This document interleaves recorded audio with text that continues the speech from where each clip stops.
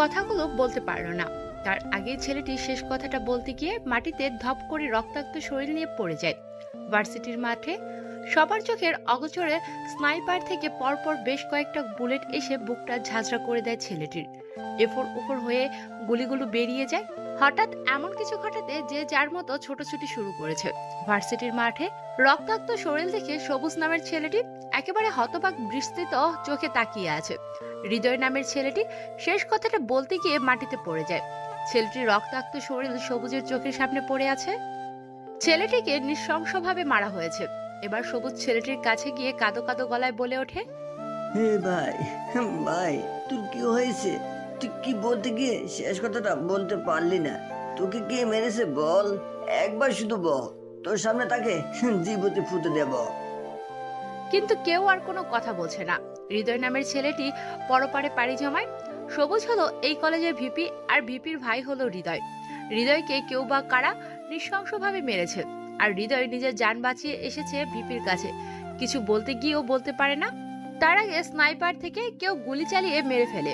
দিনে দুপুরে কলেজের মাঠে, ভার্সিটির মাঠে শিক্ষক শিক্ষার্থী সবাই এসে জড়ো হয়েছে। চারদিকে হইচই পড়ে গেছে।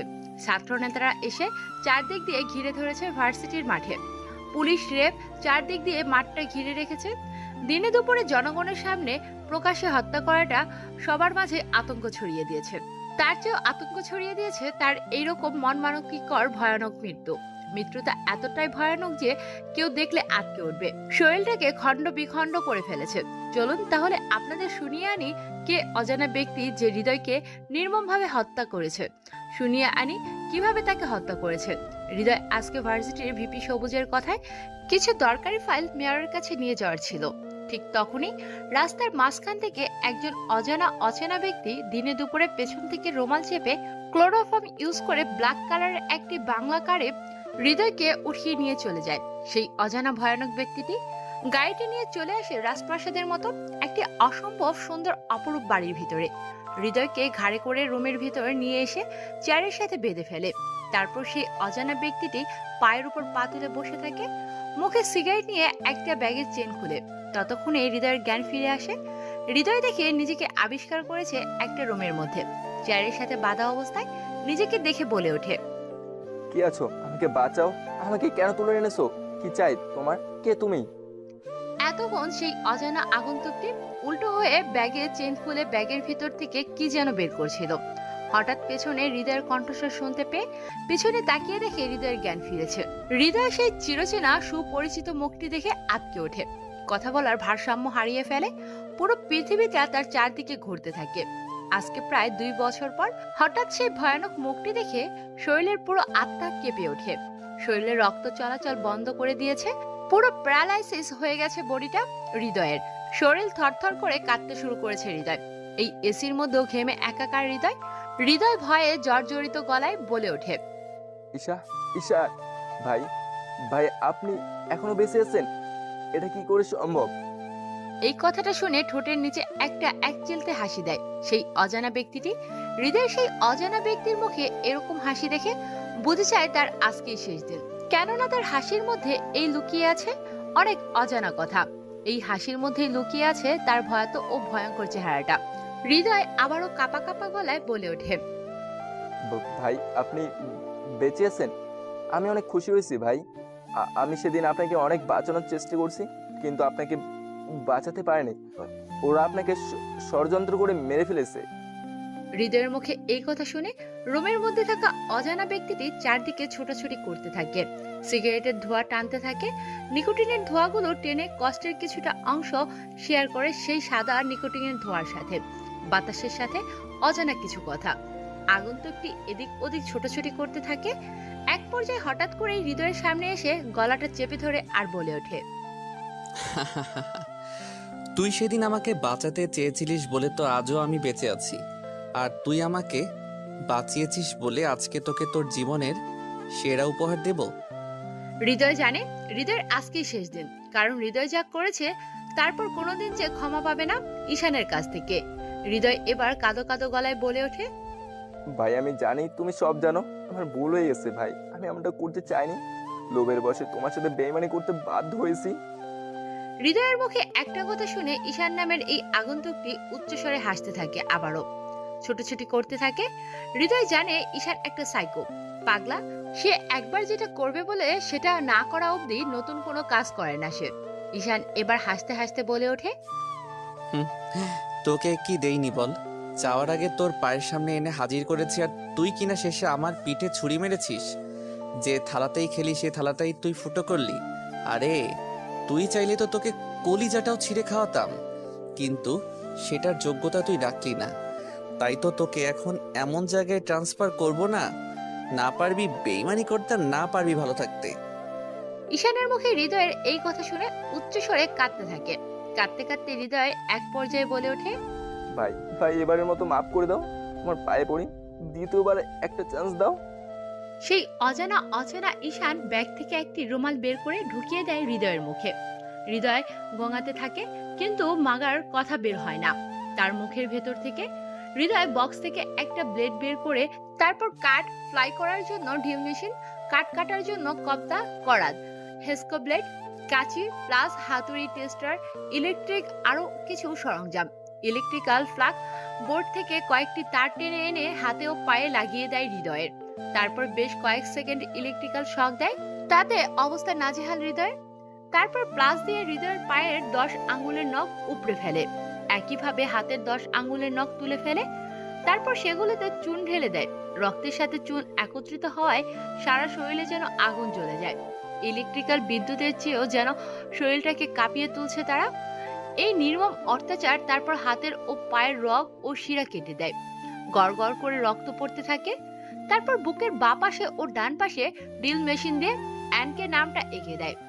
এত যন্ত্রণা সহ্য করতে পারছে না, চিৎকার করছে, কিন্তু তার চিৎকার বাইরে আসে না। চোখের পানি দেখেও যেন মায়া হচ্ছে না ঈশানের। ঈশান তার নিজের কাজ করে চলেছে। তারপর ঈশান একটা হাতুড়ি ও কিছু ঝুলি নিয়ে এসে একে একে সারা শরীরে হৃদয় গেঁথে দিতে থাকে। হাতুড়ি দিয়ে হৃদয় পুরো আধমরা হয়ে গিয়েছে, রক্ত মুখের ভিতর দিয়ে গড়গড় করে পড়ছে। যে হাতটা দিয়ে ঈশানের সাথে বেইমানি করেছে, সেই হাতের উপর ড্রিল মেশিন দিয়ে একে একে ফুটো করে দেয়। প্রায় 6 থেকে 7টা ক্ষত সৃষ্টি করেছে এই হাতের তালুতে। হাতের তালুতে ভালো করে তাকালে এফোর হোপর দেখা যাচ্ছে শরীরের সব রক্ত শেষ। ঈশান হৃদয়কে আর কোনো কষ্ট দিবে না বলে শেষ একটা থেরাপি দেওয়ার জন্য সেলুনে যে ব্লেড দিয়ে মানুষের চুল কাটা হয়, সেই চুল কাটার মেশিন দিয়ে পুরো মাথাটাকে নেড়া করা দেয় হৃদয়ের। তারপর হৃদয়ের মাথায় ব্লেড দিয়ে কয়েকবার টান দেয়, মাথাটা কেটে গড়গড় করে রক্ত বের হতে থাকে। তার ব্রেন দিয়ে তারপর মাথায় একটা গর্ত করে ব্রেনের উপর মাথার মজকগুলোর ভিতরে শটা ও লেখন ঢেলে দেয়। তারপর পুরো মাথাটাকে একটা রাসায়নিক কেমিক্যাল দিয়ে আবার পরিপূর্ণভাবে ক্ষতস্থানগুলোকে পরিপূর্ণ করে দেয়। পাগলের মতো ছটফট করতে থাকে হৃদয়। এরপর অত্যাচারে যেন হৃদয়ের পুরো শরীরটাকে 11,000 ভোল্টের বিদ্যুতের চেয়েও যেন দ্রুত বিদ্যুৎ প্রবাহিত হচ্ছে। সারা শরীরে কাঁদতে শুরু করেছে, আধমরা হয়ে আছে, মুখ দিয়ে লালা পড়ছে। এবার মুখ থেকে রুমালটা বের করে সাথে সাথে যেন একটা দীর্ঘশ্বাস ফেলে আর চিৎকার দিয়ে বলে ওঠে, ও মা গো, ও বাবা গো, আমাকে বাঁচাও গো, গেলাম আমি। বেঁচে থাকতে বাপের জন্য কার সাথে বেইমানি করবো না। হৃদয়ের আর কোনো কিছু বলার সুযোগ না দিয়ে ঘাড়ে তুলে নেয়। তারপর বাইরে যাওয়ার উদ্দেশ্যে রওনা দেয়। গাড়িতে এনে বসিয়ে দেয় হৃদয়কে। গাড়ি চালাতে চালাতে ঈশান বলে ওঠে, আরে পাগলা, পাগলে কিনা খায় ছাগলে কিনা চায়, পুরোনো আমলের ডায়লগ। তোকে বাঁচিয়ে রাখবো কখন বললাম? তুই তো আর মাত্র কয়েক মিনিট বাঁচবি, কারণ তোর মৃত্যু অনিবার্জিত হয়ে গেছে। তোর টিকিট কাটা হয়ে গেছে, শুধু ওপরে যাওয়াটা বাকি। হৃদয় আর কোনো কথা বলতে পারে না। কথা বলতে বলতে দিন দুপুরে এসে হাজির হয় ভার্সিটির গেটের সামনে। তারপর গাড়ি থেকে ধাক্কা মেরে ফেলে দেয় হৃদয়কে। ধাক্কা মেরে ফেলে দেওয়ার আগেই কানে কানে বলে দেয়, তোর বর্তমান ভাইকে বলে দিবি শহরে এসে গেছে, আমি তাণ্ডব করতে, খেলাটা যেন ভালো করে খেলে। দাবার একটা গুটি যদি ভুল করে খেলে তাহলে কিন্তু সব শেষ। এই বলে ধাক্কা মেরে ফেলে দেয় হৃদয়কে।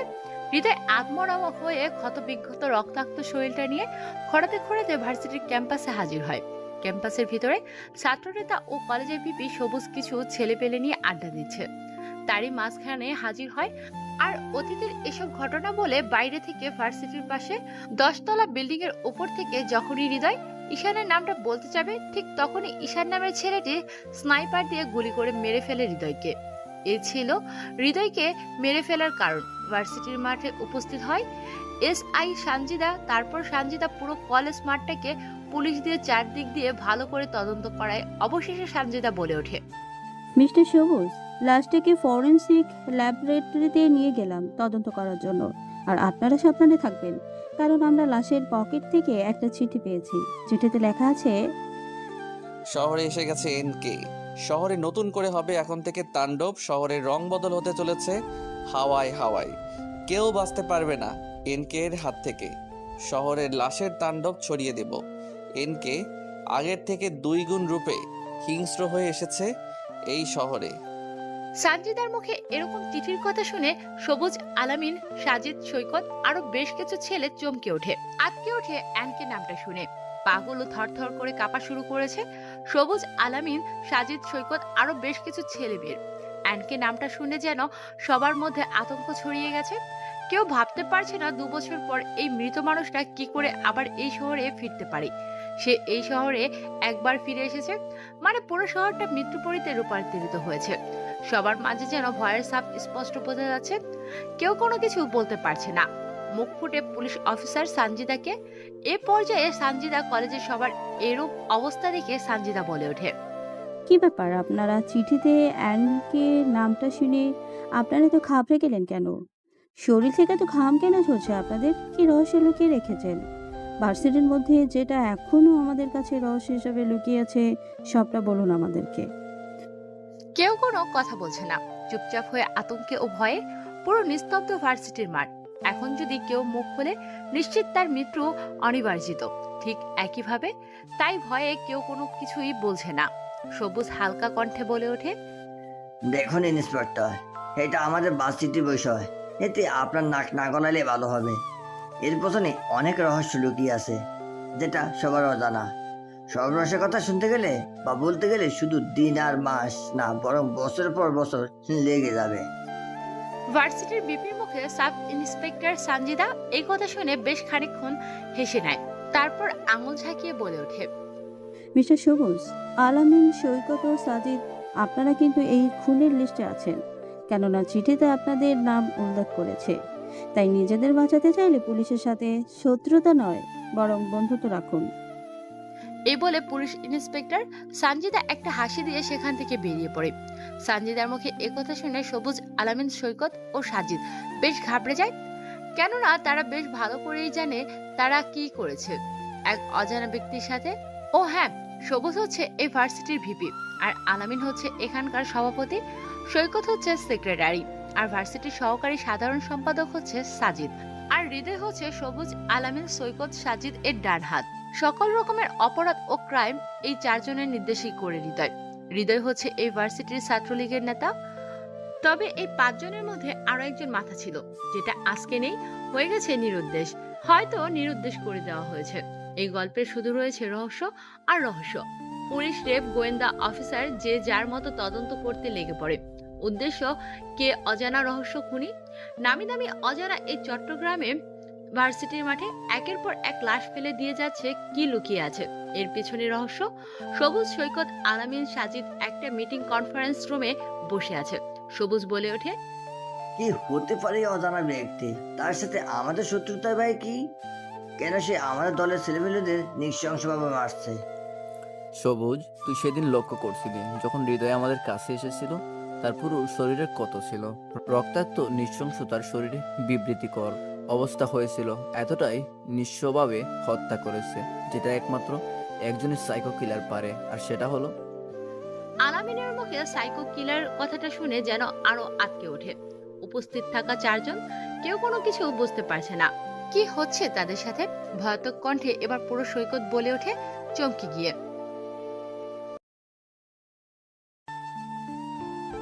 আরে ভাই, তুই কি পাগল হয়ে গেছিস? কেন নিজেদের মধ্যে আতঙ্ক ছড়াচ্ছিস? এটা কিভাবে সম্ভব? একজন মৃত মানুষ কি করে জীবিত ফিরতে পারে? আর যদি জীবিত ফিরেও আসে, সে কাউকে ছাড়বে না। আমার বিশ্বাস হয় না যে সে আবার বেঁচে ফিরে এসেছে। এক মিনিট দাঁড়া, আমাকে একটু ভাবতে দে। সেদিন হৃদয় কিছু বলতে গিয়েও বলতে পারে না, কারণ তাকে স্নাইপার দিয়ে পেছন থেকে গুলি করা হয়। সে শেষে ইস বলেছিল, কিন্তু বাকি কথাটা বলার আগে সে মারা যায়। আমরা যদি কথাটাকে আকার দেই, তাহলে কিন্তু ঈশান হয়। তার মানে ঈশান ভাই বেঁচে আছে? এবার তো আমরা শেষ, আর কেউ আমাদের বাঁচাতে পারবে না ওই নরখাদকের হাত থেকে। আরে এত তাড়াতাড়ি হাল ছেড়ে দিলে হবে কি করে? তাকে তো আমরা আজ থেকে 2 বছর আগেই মেরে ফেলেছি। তাহলে 2 বছর পর সে কি করে জীবিত ফিরে আসতে পারে? এর পেছনে অন্য কোনো রহস্য লুকিয়ে আছে। এখন তাহলে আমরা যে যার মতো নিজ গন্তব্যে বেরিয়ে পড়ি। আসুন, যেখানে সেখানে আড্ডা দিবি না, কারণ পরিস্থিতি বর্তমান খুবই খারাপ। সবসময় নিজেকে বদ্ধ করে রাখার চেষ্টা করবে। তাহলে চল, সবাই আরো ওর ব্যাপারে গোপনে খবর নেওয়ার চেষ্টা করব। এই বলে যে যার মতো ভার্সিটি থেকে বেরিয়ে পড়ে নিজ গন্তব্যে। সবার মাঝে একটাই আতঙ্ক, যেটা হচ্ছে অ্যানকে এই শহরে ফিরে এসেছে, তাও আবার 2 বছর পরে। তাই সবার মাঝে ভয় নীরবতা কাজ করছে। সকল রকম অবৈধ কাজ কারবার ও সকল রকম অপরাধের বিরুদ্ধে রুখে দাঁড়ায় এই অ্যানকে। অ্যানকে দেখতে ভীষণ সুন্দর, অসম্ভব ফর্সা, উচ্চতায় প্রায় 6 ফুট 7 ইঞ্চি, সুঠাম দেহ, বেশ স্বাস্থ্যবান, চুলগুলো ঘাড় পর্যন্ত, স্টাইলিশ করে কাটা, খোঁচা খোঁচা দাড়ি। এই দাড়ি যেন তার সৌন্দর্যের আরো ফুটিয়ে তুলেছে। এই ঈশানের সাথে ভয়ঙ্কর কিছু ঘটেছিল, যার জন্য সে 2 বছর পরে মৃত্যুর দুয়ার থেকে ফিরে এসেছে। দেখতে দেখতে দিন পেরিয়ে সন্ধ্যা হয়, সন্ধ্যা পেরিয়ে আর রাত নেমে আসে। চারদিকে কালো ধোঁয়াশা জমতে শুরু করেছে। রাত 9টা বাজে। হালকা চাঁদের আলোতে বেশ পরিষ্কার ও দিনের মতো লাগছে। নেই কোনো অন্ধকার, নেই কোনো আধার, একদম পরিষ্কার। কালো রঙের একটি বাইক এসে থামে থানার সামনে। গাড়ি থেকে নেমে সেই অজানা আগন্তুকটি বাইক স্ট্যান্ড করে থানার সামনে, থানার গেটের সামনে দাঁড়িয়ে থানার চিঠি বক্সের মধ্যে একটা লেটার ফেলে দেয়। এটা দেখে একটা পুলিশ কনস্টেবল এগিয়ে আসলে দ্রুত সেখান থেকে চেনা ও অজানা ব্যক্তিটি গাড়ি নিয়ে হারিয়ে যায় চাঁদনি জ্যোৎস্নার আলোতে। সেই constable lady police officer box থেকে চিঠিটা বের করে না দেখে নিয়ে যায় সাব ইন্সপেক্টর সানজিদার কেবিনে। সেখানে গিয়ে সেই লেডি কনস্টেবল বলে ওঠে, ম্যাডাম, থানার বাইরে কিছুক্ষণ আগে একটা ছেলের মুখে মাস্ক ছিল, হাতে গ্লাস, পরনে মাথায় টুপি, পরনে ব্ল্যাক কালারের জ্যাকেট ও স্যুট, চোখে কালো রঙের সানগ্লাস। কিছুক্ষণ আগে এই চিঠিটা গেটের সামনে বক্সে দিয়ে যায়। আমি জিজ্ঞেস করতে গেলে ছেলেটি দ্রুত সেখান থেকে বেরিয়ে পড়ে। তারপর সাব ইন্সপেক্টর সানজিদা চিন্তিত মুখে কাঁপা কাঁপা গলায় বলে ওঠে, আচ্ছা, তুমি আমাকে দাও আর তুমি বাসায় চলে যাও, তোমার ডিউটি শেষ। আমিও চলে যাবো আর কিছুক্ষণের মধ্যে। করতে পারো? ওকে ম্যাডাম, ঠিক আছে। এই বলে বেরিয়ে পড়ে লেডি কনস্টেবল। আর সানজিদা চিঠিটা খুলে দেখতে পায় আল আমিনের ছবির উপর ক্রস চিহ্ন দেওয়া, সাথে লেখা আছে 2। সেখানে আরো ছবি আছে সৈকত ও সাজিদের। এটা দেখে ঘাবড়ে যায় আর দ্রুত সানজিদা পুলিশ স্টেশনের সিসিটিভি ফুটেজ দেখতে থাকে। সত্যি একজন মুখোশধারী কালো পোশাকওয়ালা লোক এই চিঠি বক্সে দিয়ে যায় অজানা ব্যক্তি হিসেবে।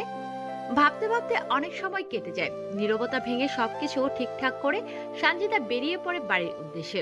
রাত 11টা বাজে। চারদিক দিয়ে মানুষের সমাগম কমতে থাকে, ধীরে ধীরে নিস্তব্ধ হতে থাকে পুরো শহরটা। বাজারের ভেতরে, দোকানপাটে, রাস্তার পাশে দাঁড়িয়ে নাইট ডিউটি করছে বাজারের নাইট ডিউটি সিকিউরিটি গার্ডগুলো। হঠাৎ করে বাজারের মধ্যে পাগলের বেশে একজন পাগল প্রবেশ করে। নাইট ডিউটি সিকিউরিটি গার্ডগুলো ভেবেছিল পাগল, তাই কিছু বলে না। পাগল করে তার কাজ, সিকিউরিটি গুলো করে তাদের কাজ। দেখতে দেখতে মধ্যরাত হয়। রাত 3টা বাজে। সবাই ঘুমের ঘোরে। সিকিউরিটি গুলো যেখানে পেয়েছে সেখানেই ঘুমিয়ে গেছে। নাইট নামের সিকিউরিটির বুকে কুড়াল দিয়ে বেশ কয়েকবার ক্ষত সৃষ্টি করেছে কালো মুখোশধারী অপরিচিত লোক। তবে মারার আগে মুখে ঢুকিয়ে দিয়েছে একটি রুমাল। সিকিউরিটি গার্ডটি সেখানে রক্তের স্রোতে বেরিয়ে যাওয়ার কারণে মৃত্যুর স্বাদ গ্রহণ করে। ঈশান কেন মেরেছে, কি কারণে মেরেছে অজানা। কুড়াল দিয়ে মারার কারণে বুকের হাড় ও পাঁজরের মাংস ভেদ করে এফোর ওফোর বের হয়ে গেছে। সাথে কুড়াল দিয়ে 2 ভাগ করেছে তার কোমর। লাশটাকে টুকরো টুকরো করে ফেলে রাখে। তারপর অ্যানকে চিহ্নটা এঁকে দেয় এবং সিকিউরিটি গার্ডটাকে কিভাবে মেরেছে তার ভিডিও এবং কি কারণে মেরেছে তার ভিডিও লাশের পাশে রেখে দেয়। সিকিউরিটি গার্ডটাকে কি কারণে অ্যানকে ঈশান কি কারণে মারলো শুনে আসি। যেদিন ঈশানকে বেশ কিছু ছেলে পেলে মিলে ষড়যন্ত্র করে মেরেছিল, সেদিন এই সিকিউরিটি গার্ডটাও ইচ্ছে করলে তাকে বাঁচাতে পারত, কিন্তু সে তা করেনি। টাকার লোভে ঈশানের আপন জনদের সাথে হাত মিলায়। আর সেদিন ঈশানকে তার আপন জনেরাই মেরেছিল। কেন মেরেছে, কি কারণে মেরেছে, কিভাবে মেরেছে, সব জানতে পারবেন। গল্পের সাথেই থাকুন। দেখতে দেখতে রাত পেরিয়ে সকাল হয়। পরের দিন সকালে পুলিশ খবর পেয়ে তদন্ত করতে চলে আসে। পুলিশ তদন্ত করছে নিজেদের মতো করে। সাংবাদিক বলছে, বাজারের মধ্যে নাইট ডিউটি সিকিউরিটি গার্ডকে কে বা কারা নৃশংসভাবে হত্যা করেছে। কিছুদিন আগে ভার্সিটির মাঝখানে দিন দুপুরে হত্যা করেছে ছাত্রনেতা হৃদয়কে। আর আজকে আরেকটা মার্ডার। কে এই খুনি, যার সন্ধান এখনো করতে পারছে না আইন শৃঙ্খলা বাহিনী? জেনে আসি সব ইন্সপেক্টর সানজিদার মুখ থেকে। কি বলে উনি? শহরে এমন কিছু ঘটে যাবে বুঝতেই পারেনি, তবে সাধারণ মানুষের কোনো ভয় নেই। এই খুনি সবার পরিচিত। আমার একটা ভিডিও পেয়েছি। এই সিকিউরিটি গার্ডটি কোনো এক ব্যক্তি শুধু মাত্র টাকার বিনিময়ে সে জীবন বাঁচায়নি, চাইলেই সে বাঁচাতে পারত। দ্বিতীয় খবরটা আরও চমকে দিবে আপনাদেরকে। সেটা হচ্ছে খুনির নেক্সট টার্গেট মিস্টার আল আমিন, যে বর্তমান ভার্সিটির সভাপতি। কাল রাতে থানার সামনে মিস্টার সবুজ আল আমিন সৈকত সাজিদের পিক ছিল। চমকে দেওয়ার বিষয় হচ্ছে আল আমিনের ছবিতে করস চিহ্ন দেওয়া। আমরা ওনাকে সম্পূর্ণ চেষ্টা করব সিকিউরিটি দেওয়ার। এই ছিল চট্টগ্রামের বর্তমান ভার্সিটি শহরের খবর। পরবর্তী খবর পেতে সাথেই থাকুন। সাংবাদিকদেরকে দেখানো নিউজ ও ইন্সপেক্টর সানজিদার কথা শুনে আটকে ওঠে আলামিন। ভার্সিটির ক্যাম্পাসে সময় কাটছে সবুজ, আলামিন, সৈকত, সাজিদ। সাজিদ ফোনে ভিডিও দেখছিল, তখনই সাংবাদিকের কথাগুলো শুনতে পায়। তা দেখে চারজনের খবর শুনতে পায়। খবরটা শুনে ও দেখে তাদের শরীরের লোম খাড়া হয়ে যায়। চারজনে আটকে ওঠে। আল আমিন তো কাঁপাকাঁপি শুরু করেছে। এই শীতল আবহাওয়ায় তারপরেও ঘেমে একাকার। আল আমিনের এরকম অবস্থা দেখে সবুজ বলে ওঠে, তার মানে কি ঈশান ভাই বেঁচে আছে? সে এখনো মরেনি? আলামিন, সে একবার যখন বলেছে নেক্সট টার্গেট তুই, তার মানে সে তোকে মারবে।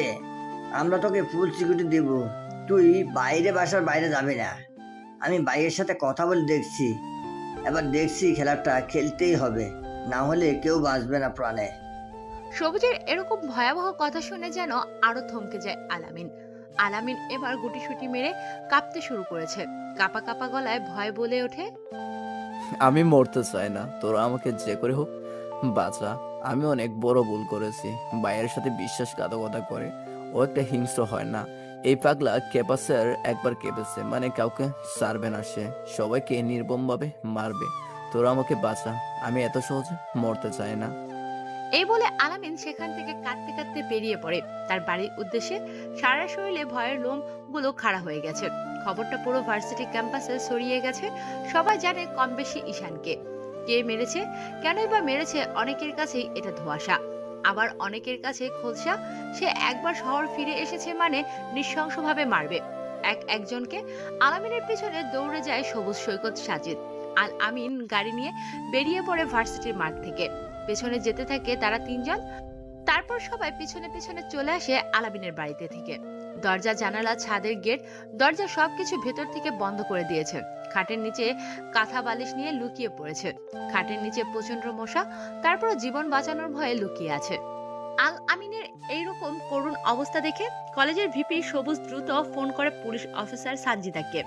পুরো 50টি কনস্টেবল পুলিশ অফিসার পাঠিয়ে দেয় ভার্সিটির সভাপতি আলামিনের বাড়িতে। কনস্টেবল অফিসারগুলো পুরো বাড়িটাকে ঘিরে রেখেছে। সবুজ, সৈকত, সাজিদ অনেকক্ষণ দাঁড়িয়ে থাকার পর যখন দরজা খোলে না, তখন তারা তাদের নিজ গন্তব্যে বেরিয়ে পড়ে। দেখতে দেখতে দুপুর পেরিয়ে বিকেল হয়, বিকেল পেরিয়ে সন্ধ্যা হয়, তবুও দরজা খোলার কোনো নামগন্ধ নেই। এবার ইন্সপেক্টর সানজিদার কথা মতো ঘরের দরজা ভেঙে ভেতরে প্রবেশ করে বেশ কিছু কনস্টেবল পুলিশ কনস্টেবল পুলিশ অফিসারগুলো পুরো বাড়িটা তন্ন তন্ন করে খোঁজে, কিন্তু আলামিন কেউ কোথাও পায় না। অবশেষে খাটের নিচে আলামিনকে লুকিয়ে থাকতে দেখে পুলিশ কনস্টেবল অফিসাররা নিজেদের মধ্যেই বলাবলি করছে, নিজেদের মধ্যে অনেক কিছু কথা বলছে। তারপর কনস্টেবল পুলিশ অফিসারগুলো পুরো বাড়িটাকে ভিতর থেকে ঘিরে ফেলে, বাইরেটাও ঘিরে ফেলে। দেখতে দেখতে রাত 9টা বেজে যায়। মানুষের যানবাহন ও শহরের কোলাহল ধীরে ধীরে কমতে শুরু করেছে। শহরের বড় বড় দালান ঘরগুলোতে নিভতে শুরু করেছে। দেখতে দেখতে রাত 1:45 বেজে যায়। কনস্টেবল পুলিশ অফিসারগুলো বেশ ক্লান্ত, তাদের চোখে আবছা ঘুম পেয়েছে। এদিকে নেই শুধু চোখে ঘুম আলামিনের, সবুজ, সৈকত ও সাজিদের। সবাই জাগিল আছে, যে যার মতো করে ভয়ে তাদের ঘুম চোখ থেকে হারিয়ে গেছে। পুরোপুরি 2টা বাজে। হঠাৎ করে বাড়ির ভেতরটাও বাড়ির আশেপাশে সাদা ধোঁয়া জমতে শুরু করেছে। কনস্টেবল অফিসারগুলো বুঝতে পারছে না হঠাৎ করে এত ধোঁয়া কিভাবে রুমের ভেতর ও বাইরেটা গ্রাস করে নিয়েছে। সকল কনস্টেবল অফিসারের এমনিতেই ঘুম পাচ্ছে, তার উপর হঠাৎ করে কোথা থেকে যে এত সাদা ধোঁয়া কুয়াশা জমতে শুরু করেছে। 1:45 বেজে গেছে। দেখতে দেখতে সকল কনস্টেবল ঘুমিয়ে পড়ে। চারদিক দিয়ে সাদা ধোঁয়া গ্রাস করে নিয়েছে। কালো পোশাক আশাক পরিহিত একজন ব্যক্তি রুমের মধ্যে প্রবেশ করে। পুরো বাড়িটাকে সাদা ধোঁয়াতে এসে গেছে। সবকিছু অপেক্ষা করে সিঁড়ি ভেদ করে দোতলায় করিডোরে অপেক্ষা করে কাচের গ্লাস খুলে দরজা ভেদ করে রুমের মধ্যে প্রবেশ করে। হঠাৎ কারো উপস্থিতি টের পেয়ে আলামিন ঘাবড়ে যায়। কেন সে যেখানে লুকিয়ে আছে একথা তো কারো জানার কথা না, শুধু একজনই জানে, সেটা ঈশান। সে ভাবতে শুরু করেছে, ঈশান কি চলে এসেছে? তাকে মারতে পুরো ঘামতে শুরু করেছে। খাটের নিচে লুকিয়ে আছে আলামিন। হঠাৎ করে কাচের একটা ফুলের তোড়া খাটের নিচে কাগজে মুড়িয়ে কেউ একজন ছুঁড়ে মারে।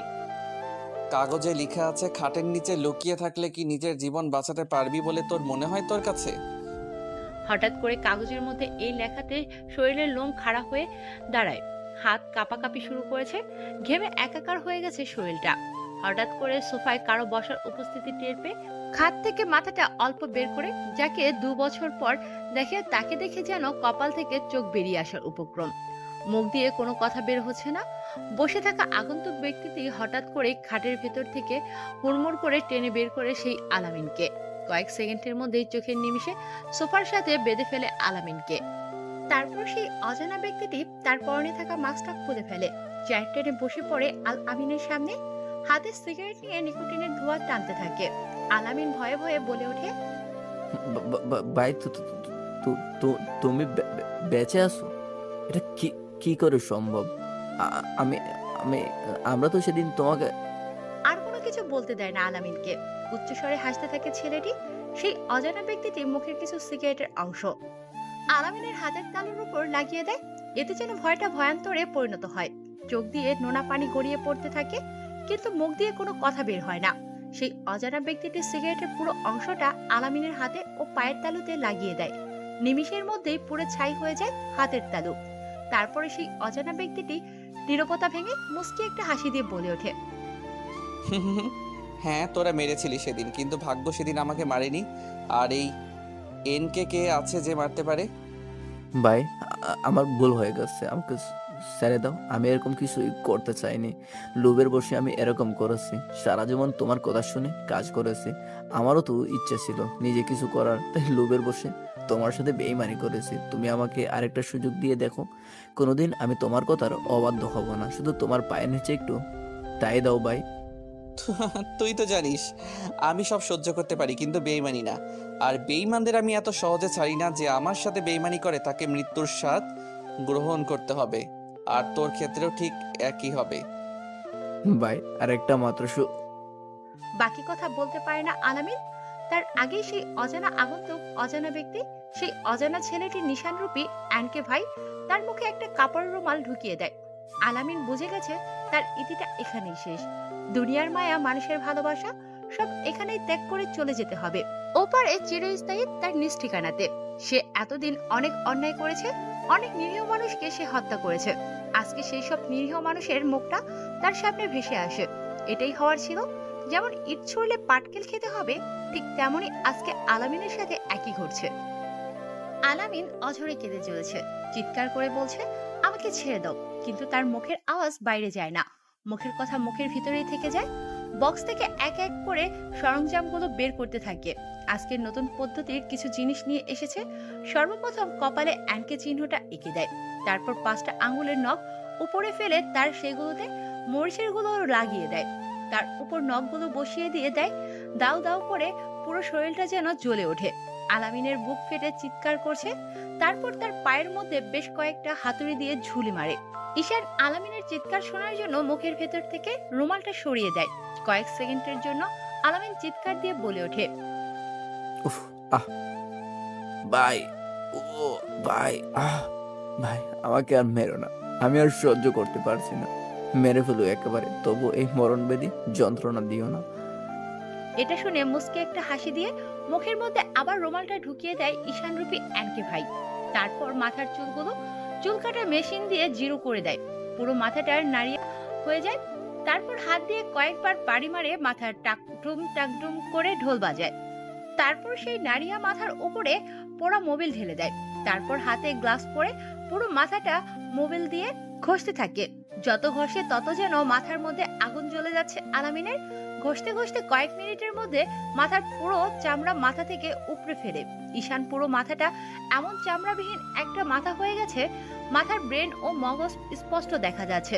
মাথাটা শুধু ফাকাত আর ফুকুত করে 0 ভোল্টের বাল্বের মতো ফুকুত আর ফাকাত করতে থাকে। তারপর সেই পুরো মোবিল আবার আরো ঢেলে দেয় মাথার মধ্যে। এতে যেন আগুন ধরে যায় পুরো মাথার মধ্যে। যন্ত্রণা সহ্য করতে না পেরে সেন্সলেস হয়ে পড়ে আলামিন। তারপর সেই সবার আতঙ্কের ব্যক্তিটি ঈশান পানি ছিটিয়ে জ্ঞান ফিরিয়ে আনে। তারপর পুরো মাথাটা ব্যান্ডেজ করিয়ে দেয়। মুখ দিয়ে লালার সাথে রক্ত পড়তে শুরু করেছে। আলামিনের বুক ফাটিয়ে চিৎকার করছে, পাঠা ছাগলের মতো লাফালাফি শুরু করেছে। তবুও একটুও যেন দয়া হয় নাই ঈশানের। ঈশান এবার ফল কাটার ছুরিটা নিয়ে আলামিনের পেটের মাঝ বরাবর কেটে দেয়। তারপর সেই কাটা পেটের মধ্যে দুটো হাত ঢুকিয়ে নাড়ি ভুঁড়ির সাথে যে যুক্ত হয়েছে সেটা কেটে দেয়। তারপর একটা 10 পাওয়ার মেগা একটা বম সেই কাটা পেটের মধ্যে ঢুকিয়ে দিয়ে দেয়। তারপর জীবিত অবস্থায় সুই দিয়ে ক্যাস ক্যাস করে পেটটাকে সেলাই করে দেয়। সুই সুতা দিয়ে তারপর সেখানটা ব্যান্ডেজ করে দেয়, সাথে পুরো মাথা ও বিভিন্ন ক্ষতস্থানে। তারপর একটা ড্রিল মেশিন নিয়ে বুকের বাম পাশে ও ডান পাশে এনকে চিহ্নটা নকশা করে এঁকে দেয়। চলাফেরা, কথা বলা, নড়াচড়া সব বন্ধ করে দিয়েছে আলামিন। শুধু চোখ দুটো মেলে হাঁ করে তাকিয়ে আছে। রাত প্রায় শেষের দিকে, ভোর 4টা বাজে। বিভিন্ন মসজিদে আজানের আওয়াজ শোনা যাচ্ছে। এদিকে পুলিশ কনস্টেবল গুলোর ঘুম ভেঙে যাচ্ছে। ঈশানের দেরি না করে দ্রুত আলামিনকে কাঁধে নিয়ে চলে যায় ঘরের ভিতরে। গাড়ি নিয়ে বেরিয়ে পড়ে তার নিজ গন্তব্যে। দেখতে দেখতে ভোর 5টা বেজে যায়। পাখির কিচিরমিচির ও শহরের কোলাহলে ঘুম ভেঙে যায় সবার। হঠাৎ করে সেখানেই উপস্থিত হয় ইন্সপেক্টর সানজিদা। ইন্সপেক্টর সানজিদাকে দেখে লেডি কনস্টেবল বলে ওঠে, ম্যাডাম, সর্বনাশ হয়ে গেছে। আমরা মিস্টার আলামিনকে কোথাও খুঁজে পাচ্ছি না। আমার মনে হয় খুনি আমাদের অজ্ঞান করে তাকে উঠিয়ে নিয়ে গেছে কোনো অজানা কোনো জায়গায়। মানে কে সে? সে কিভাবে এতগুলো সিকিউরিটি থাকা সত্ত্বেও একজন মানুষকে জল জ্যান্ত তোমাদের সামনে থেকে নিয়ে যায়? আর তোমরা অজ্ঞানী বা কিভাবে হলো? ম্যাডাম, কাল রাতে প্রায় রাত শেষের দিকে, এই 3টা কাছাকাছি ধরুন, আমরা চারদিকটা সিকিউরিটি দিচ্ছিলাম। তখন সাদা ধোঁয়ায় গ্রাস করে নেয়। আমরা কোনো কিছুই বুঝে ওঠার আগেই একে একে ঘুমিয়ে পড়ি। সকালে আমাদের ঘুম ভেঙে গেল। ও মাই গড! তার কাজ হাসিলের জন্য মিস্টার আলামিনকে নিয়ে গেছে। আমাদের লোকাল থানাগুলো আছে, সেগুলোকে কন্ট্যাক্ট করো ইমিডিয়েটলি। তারপর লেডি কনস্টেবল ও কিছু আরো পুলিশ কনস্টেবল শহরে খুঁজতে বেরিয়ে পড়ে। আশেপাশের লোকাল থানাগুলো বেরিয়েছে খুঁজতে। চারদিকে লোকেশন ট্র্যাক করা হয়েছে। খবর পেয়ে সবুজ সৈকত সাথে সাথে চলে আসে ঘটনাস্থলে। সকাল 8টা বাজে, এখনো কারো কোনো খোঁজ খবর নেই। পুলিশ এখনো খুঁজছে নিজের মতো করে। এদিকে সময় যাচ্ছে তার আপন গতিতে। ছাত্রছাত্রীরা ভার্সিটিতে প্রবেশ করেছে। ভার্সিটির সামনে সেদিনের মতো কালো রঙের কার এসে থামে। গাড়ির ভেতর থেকে কাউকে ধাক্কা দিয়ে ফেলে দেওয়া হয়। ছেলেটি উঠে দাঁড়াবার ক্ষমতা হারিয়ে ফেলেছে। ছেলেটি আর কেউ নয়, ছেলেটি হলো আলামিন।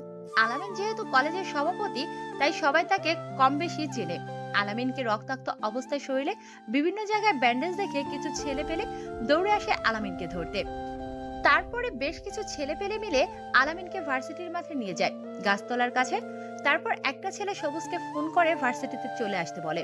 ভার্সিটির মাঠে আলামিনকে খুঁজে পাওয়া গেছে কথাটা শুনে পুলিশ ও সবুজ সৈকত সাজিদ চলে আসে ভার্সিটির মাঠে। ভার্সিটির মাঠে এসে পুলিশ ঘিরে রেখেছে। হাতে ব্যান্ডেজ, মাথায় ব্যান্ডেজ, পায়ে ব্যান্ডেজ, পেটে ব্যান্ডেজ।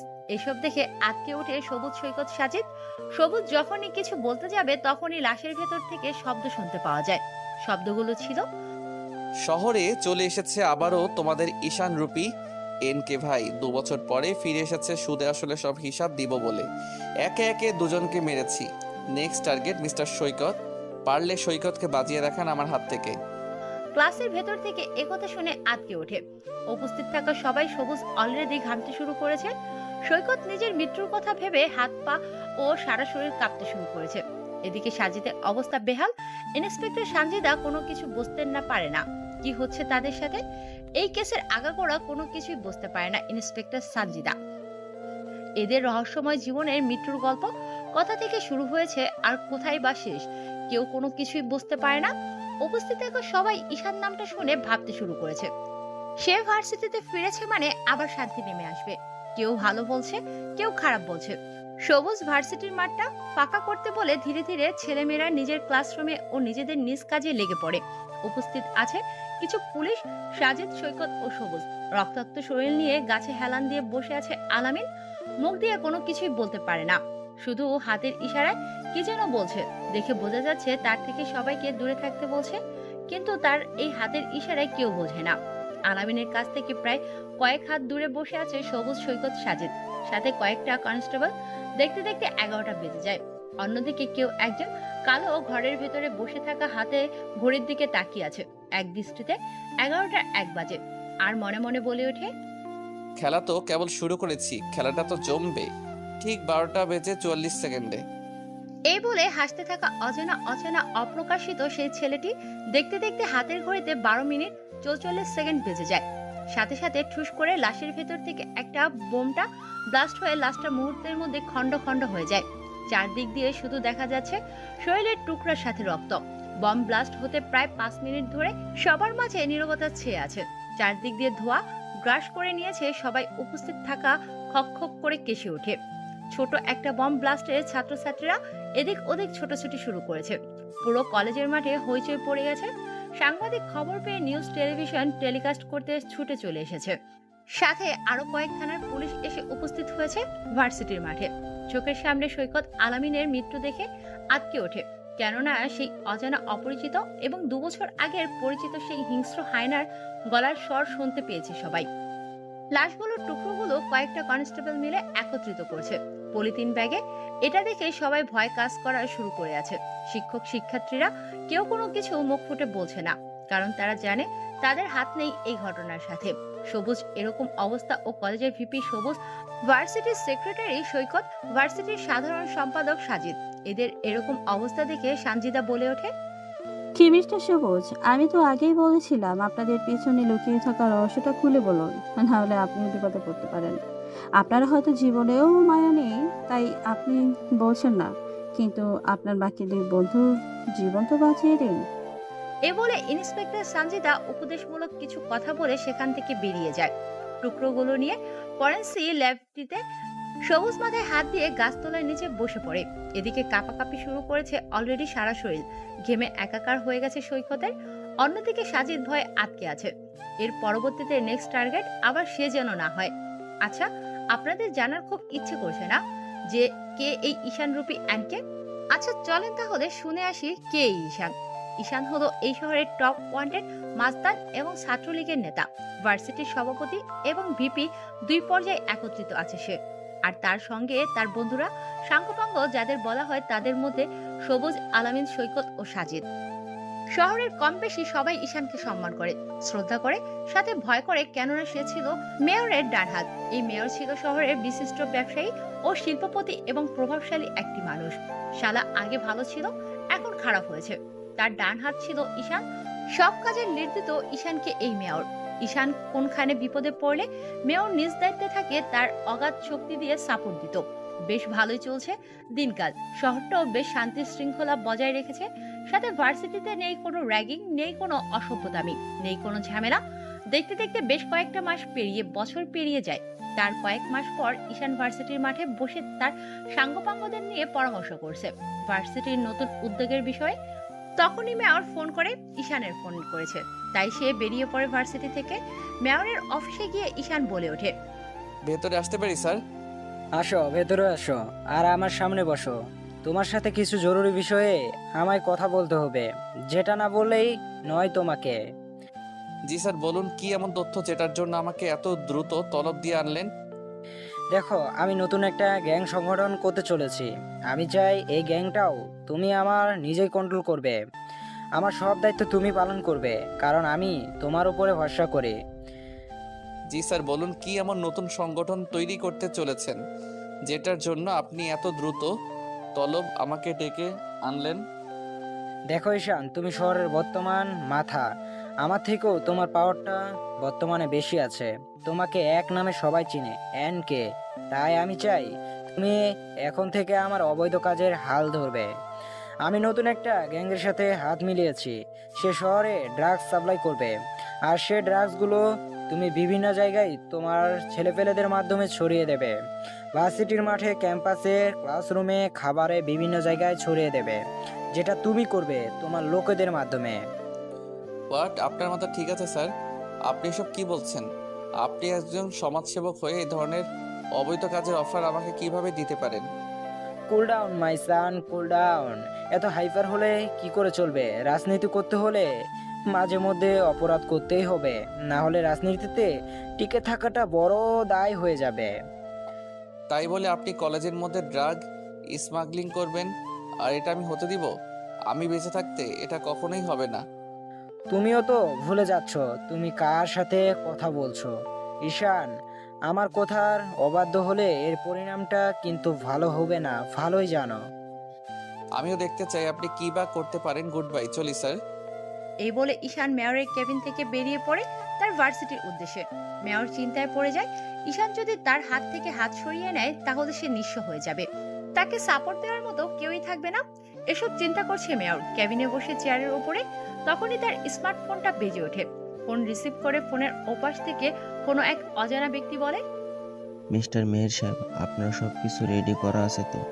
আর 1 সপ্তাহের পরে কিন্তু আমরা মাল আপনার এলাকায় পৌঁছে যাবে নদীপথ দিয়ে, কেননা পদে পদে রয়েছে বিপদ। এখনো ঠিক হয়নি মিস্টার কাল্লু, কয়েকদিনের মধ্যেই আমি সব কিছু ঠিকঠাক করছি। আপনি মাল সাপ্লাই করার ব্যবস্থা করুন। ওকে মিস্টার মেহের, সব কিছু গোছগাছ করে আমাকে জায়গা মতো ঠিকানা টেক্সট করে দিবে, সময় মতো মাল ডেলিভারি হয়ে যাবে। এই বলে ফোন কেটে দেয় কালু নামের সেই অজানা ব্যক্তিটি। এই ব্যক্তিটি হচ্ছে দেশের বাইরে কুখ্যাত টেররিস্ট এবং বিভিন্ন স্মাগলিং তার হাত দিয়েই হয়। তার সাথে হাতে হাত মিলিয়েছে দেশের মেয়র। মেয়র চিন্তায় পড়ে যায়, ঈশান যদি তার সাথে সহমত না হয় সে কি করে সাপ্লাই দেবে এই ড্রাগস স্মাগলিং। ঈশান চলে আসে ভার্সিটির মাঠে, সেই আম গাছের নিচে বসে পড়ে একা। ঈশানকে এত চিন্তিত থাকতে দেখে পেছন থেকে এসে চোখ বন্ধ করে ধরে হিয়া। ঈশান তার চোখে কেউ হাত রেখেছে টের পেয়ে হাত ধরে ফেলে, আর চিনে ফেলে এটা কেউ না, হিয়া।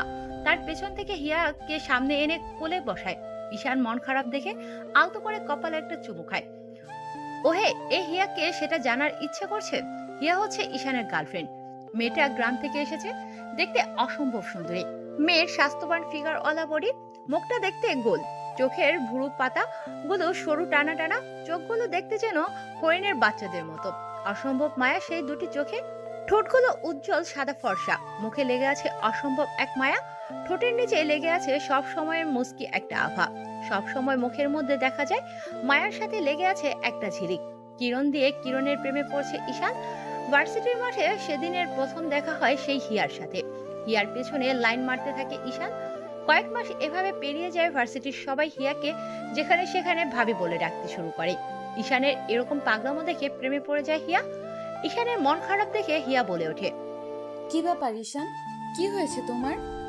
তুমি এভাবে মন খারাপ করে বসে আছো কেন? প্লিজ আমায় বলো, তোমার গোমরা মুখে একদম মানায় না। ঈশান কোনো কথা বলে না, চুপচাপ সেখানে বসে থাকে। এদিকে মেয়র কিভাবে গুটির চাল দেবে বুঝতে পারে না। সে এদিকে বেশ টেনশনে পড়ে গেছে, কি করবে ঈশানকে।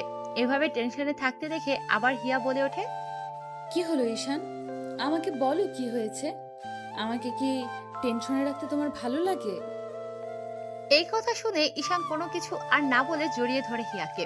হঠাৎ আচমকা এমন ঈশানের কাণ্ডে হকচকিয়ে উঠে নীরবতা ভেঙে ওঠে। মেয়র স্যার আমাকে দিয়ে শহরে ব্যবসা করতে চাইছে। আমার মাধ্যমে পুরো ভার্সিটি এবং শহরে ড্রাগস স্মাগলিংয়ের ব্যবসা করতে চাই তিনি, কিন্তু আমি তার প্রস্তাবে রাজি হই নাই বলে আমাকে হুমকি দিয়েছে। কিন্তু উনি তো একজন ভালো মানুষ ছিলেন, উনি এরকম কাজ কি করে করতে পারেন? আমি আগেই বলে দিচ্ছি, যদি আমাকে তোমার জীবনসঙ্গী করে পেতে চাও তাহলে এইসব কাজে তুমি নিজেকে কখনোই জড়াবে না। আমি চাই না তোমার কোনো বিপদ হোক, আমি চাই না তোমার উপরে কারো কুনজর পড়ুক। চলো না আমরা এই শহর থেকে অনেক দূরে চলে যাই, যেখানে শুধু তুমি আর আমি থাকবো। থাকবে না কোনো রাজনৈতিক নেতা, থাকবে না কোনো ঝামেলা, শুধু তুমি আর আমি। হ্যাঁ হিয়া, আমি একটাই কথা ভাবছি, মেয়র স্যার লোভের বশে যেন ভুল কিছু না করে। একটা ভুল সারা জীবনের কান্না। আমি কি বলি, তুমি আর আমি এই ভার্সিটি থেকে অনেক দূরে চলে যাই। আমাদের তো অনেক কিছু আছে, আর তুমি তো লেখাপড়া শেষ করেছো, নতুন একটা চাকরিও করতে পারবে। আর আমিও লেখাপড়া শেষ করে কিছু একটা করে কষ্ট করে দুজনে সুখে থাকতে পারবো। আমি চাই না তোমাকে হারাতে। এটা হয় না হিয়া, আমি দেখছি কি করা যায়। তুমি টেনশন করিও না। এই ঈশানকে মারবে এমন কোনো বাপের বেটা নেই এই শহরে। পুরো শহর আমার কথাতেই কাঁপে, আর আমাকে মারবে এমন বাপের বেটা আছে কে? এই বলে জড়িয়ে ধরে হিয়াকে। তারপর তারা কিছু সময় সেখানে কাটায়। অন্যদিকে মেয়র প্ল্যান সাজিয়ে ফেলেছে কি করে কি করবে। শেষবারের মতো ও ফাইনাল কথা বলবে ঈশানের সাথে। যদি ঈশান না বোঝে তাহলে তাকে তার আপনজনের হাতেই মেরে ফেলবে। সেখান থেকে ঈশান চলে যায় হিয়াকে নিয়ে। হিয়াকে হোস্টেলে নামিয়ে দিয়ে চলে যায় ঈশান তার নিজ বাড়িতে। দেখতে দেখতে দিনটা পেরিয়ে রাত হয়ে, রাত পেরিয়ে গভীর রাত, গভীর রাত পেরিয়ে ভোর 5টা। চারদিকে পাখির কোলাহল ও শহরের যানবাহন বেশ মাতিয়ে তুলেছে শহরটাকে। ঈশান রেডি হয়েছে ভার্সিটির উদ্দেশ্যে, তখন ঈশানের ফোনে ফোন আসে। ফোন রিসিভ করতে ফোনের ওপাশ থেকে ব্যক্তিটি বলে ওঠে, হ্যালো ঈশান, কোথায় তুমি? দ্রুত আমার সাথে দেখা করো সিটি পার্কে, তোমার জন্য আমি অপেক্ষা করছি। এই বলে ফোন কেটে দেয়। তারপর ঈশান আর দেরি না করে গাড়ি নিয়ে বেরিয়ে পড়ে সিটি পার্কের উদ্দেশ্যে। সেখানে গিয়ে দেখে মেয়র বসে আছে একটা টেবিলের উপরে। সেখানে গিয়ে ঈশান বসে তারপর মেয়র বলে ওঠে, দেখো ঈশান, যা হয়েছে ভুলে যাও। আমি রাগের বশে তোমার সাথে খারাপ ব্যবহার করেছি। তুমি হলে আমার ডান হাত, আর এই কাজটা করলে আমরা অতি তাড়াতাড়ি আরো কোটিপতি হতে পারবো, পুরো দেশে রাজত্ব করতে পারবো। তোমার যত কোটি টাকা লাগে আমি দেব, তুমি তোমার পরিবারকে নিয়ে সুখে শান্তিতে থাকতে পারবে। সরি ভাই, আপনার কথাটা আমি রাখতে পারলাম না। শহরের টপ মাস্তান হতে পারি, কিন্তু এতটাও সিন্ডিকেট করি না যেটা আমার দেশকে ধ্বংসের পথে ঠেলে দিবে। আপনার এই ব্যবসা আমি বেঁচে থাকতে কোনোদিন করতে দেব না। তুমি কিন্তু আমার কথার অবাধ্য হয়ে কাজটা ভালো করছো না, এতে তোমার জীবনে চলে যেতে পারে। শান, জন্ম হয়েছে মৃত্যুর জন্যই, যেহেতু জন্মেছি পৃথিবীতে মানুষ রূপে, সেহেতু মৃত্যুর স্বাদ গ্রহণ করতে হবে। তাই সর্বদা আমি বাইরে থেকে যখন বের হই তখন আল্লাহর কাছে প্রার্থনা করেই বের হই। তাহলে তুমি আমার কথা শুনলে না, এর পরিণাম ভোগ করতে হবে ঈশান। তোমাকে তোমার আপনজনের হাতে তোমাকে মরতে হবে, কেননা তুমি থাকলে আমি আমার কাজ সফল করতে পারবো না। তাই তোমাকে বাঁচিয়ে রাখাও আমার পক্ষে সম্ভব না। আমি জানি তুমি আমার ডান হাত, কিন্তু এখন তুমি হয়ে গেছো আমার বাম হাত। তাই আমি আমার পথের কথা ওপরে উপড়ে ফেলতে বাধ্য হচ্ছি। নিজের আপনজনের হাতে মরার জন্য তৈরি থাকো। এই বলে মেয়র ঈশানকে হুমকি দিয়ে সেখান থেকে চলে যায়। ঈশান ভার্সিটিতে না গিয়ে সোজা চলে আসে বাড়িতে। ঈশানকে ভার্সিটিতে আসতে না দেখে হিয়া ফোন দিয়ে বলে ওঠে, কোথায় তুমি? আজকে ভার্সিটিতে আসবো না তোমার জন্য, আমরা সবাই অপেক্ষা করছি। দ্রুত ভার্সিটিতে আসো। যাচ্ছি। ঈশান ভার্সিটিতে চলে আসে। ঈশানকে ভার্সিটিতে প্রবেশ করতে দেখে হিয়া লাভ ইউ বলে ওঠে। ওই যে আমার হিরো ভার্সিটিতে প্রবেশ করছে। এখন না ভার্সিটিটা পুরো জমে গেছে। হিয়ার কথা শুনে সবুজ, আলামিন, সৈকত, সাজিদ দেখে সত্যি ভার্সিটিতে ঈশান এসেছে। ঈশান তাদের কাছে চলে আসে। তারপর সবুজ বলে ওঠে, কি রে, এত দেরি করে আসলি কেন? কোনো সমস্যা হয়েছে? তোকে 2 দিন ধরে ভার্সিটিতে আসতে দেখি না, কোনো প্রবলেম হয়েছে কি? ঠিকই বলেছিস ভাই, ঈশানকে কেমন যেন লাগছে। 2 দিন ধরে তার উপরে বেশ খেয়াল করছি, কেমন যেন আনমরা হয়ে গেছে। আরে ভাই, যেদিন আমরা আড্ডা দিয়েছিলাম সেদিন মেয়র স্যারের ফোন এসেছিল। মেয়র স্যারের সাথে ফোনে কথা বলার পর থেকে ঈশান ভাই পুরো আপসেট হয়ে আছে, না কিছু করছে না কিছু বলছে। কি হয়েছে ভাই বলেন তো ক্লিয়ার করে। ঈশান কোনো কিছু না বলে চুপচাপ দাঁড়িয়ে সবকিছু শুনে। তারপর এসে নীরবতা ভেঙে বলে ওঠে, না তেমন কিছু না, শহরে হয়তো নতুন কোনো ধামাকা হতে চলেছে, জানি না এই খেলা কে জিতবে। এই বলে ঈশান সেখান থেকে চলে যায়। অন্যদিকে মেয়র ভাবছেন মনে মনে, তুমি আমার পথের কাঁটা হয়ে দাঁড়িয়েছো। তোমাকে সরাতে হলে আমাকে এমন কিছু করতে হবে, তোমার বন্ধুরা থাকলে তোমাকে মারা সম্ভব না, অসম্ভব। তাই তোমাকে তোমার আপনজনের হাতে মারবো। ঈশান, তৈরি থাকো। এসে বলছে আর মনে মনে ভাবছে। এদিকে ঈশান বাড়িতে চলে আসে। বাড়িতে এসে ভাবতে থাকে কি করবে। অবশেষে ভেবেচিন্তে করে সে হিয়াকে বিয়ে করবে, তাও আবার আজকেই। তাই আবার ভার্সিটির উদ্দেশ্যে বেরিয়ে পড়ে। ভার্সিটিতে গিয়ে হিয়ার সামনে গিয়ে দাঁড়ায় আর বলে ওঠে, হিয়া, আমার সাথে চলো কাজী অফিসে। আমি আজকেই তোমাকে বিয়ে করব। কিন্তু এত তাড়াতাড়ি কি হয়েছে তোমার, বলো না আমাকে। কেউ কোনো কিছু বলেছে? কোনো সমস্যা হয়েছে? আর কোনো কিছুর উত্তর না হিয়াকে নিয়ে চলে আসে কাজী অফিসে।